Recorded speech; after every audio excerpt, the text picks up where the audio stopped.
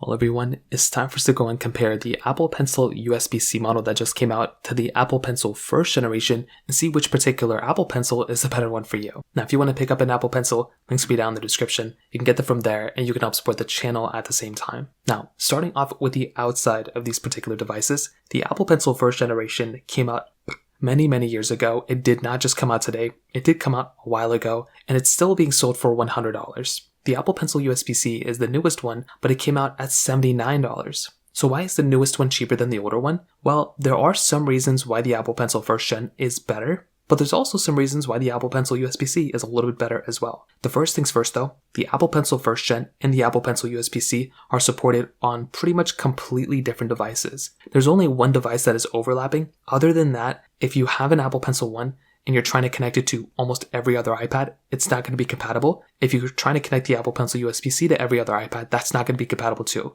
The Apple Pencil USB-C and the Apple Pencil first gen basically sync up to one iPad, which is the iPad 10th generation. If you don't own the iPad 10, you have to use one or the other. You can't use both on your iPad. So keep that in mind. There's a compatibility list on their website, which I'll link down below. Go and see which iPad you have and then correspond that with whichever Apple Pencil you have and just buy that particular one. Now, the big thing here is that the Apple Pencil, first gen does actually have a removable tip at the very top that allows you to plug it into the iPad directly. The Apple Pencil USB-C, you have to plug in that USB-C cable to that Apple Pencil in order to actually use it. It may not be that annoying to most people, but it can be a really big annoying thing for a majority of people out there. Now, one thing that some people may prefer, with the Apple Pencil USB-C, you can charge it and still kind of use it here and there, which is kind of nice. And you can also go ahead and still have that USB-C cable. With the Apple Pencil first gen, you have to plug it in, you can't use it while charging. But also, if you have that Apple Pencil, if you have that iPad 10, you have to go and use that dongle that is supported on the Apple Pencil first gen. So you have to buy another dongle on top, which makes it more expensive. The Apple Pencil USB-C, you don't really have to do that, which is actually very nice. Now, another thing,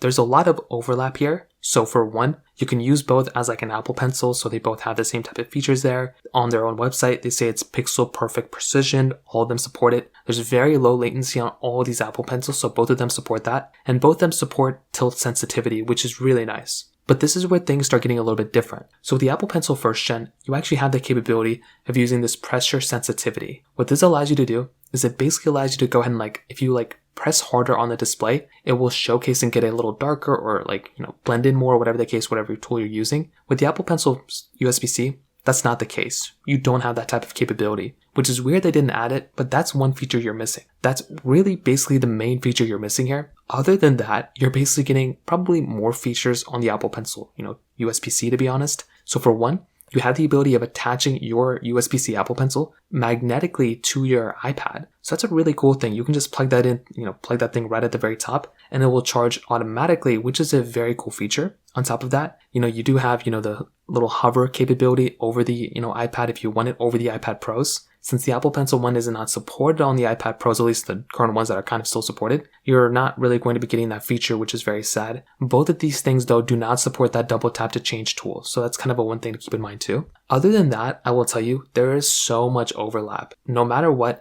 you're going to be getting the same type of capability. You have charging, you have the capability of removing the tip and everything like that. So you're really not missing out on a crazy amount from that perspective. But I will tell you, there's still a lot of things here that Apple could be improving on both these Apple Pencils, which makes the Apple Pencil 2 so much better. So here's what I'll tell you. If you have the iPad 10, there's not really one I would recommend way amount more than the other, but I think the Apple Pencil, USB-C may be the most convenient. If that pressure sensitivity thing is super important to you, then maybe go for the Apple Pencil 1. But if not, then the Apple Pencil USB-C might be the better one if your iPad supports it. However, like I said, double, triple, quadruple check to make sure your iPad is supported on these Apple Pencils, and then kind of make your decision from there. So that pretty much covers it up there. If you have any other thoughts or questions, let me know in the comment section below. Hit the like button, that would mean so much, but definitely hit that subscribe button. More importantly than everything else, I love every single one of you guys. Hopefully I'll catch you guys in the next video. Peace out till then.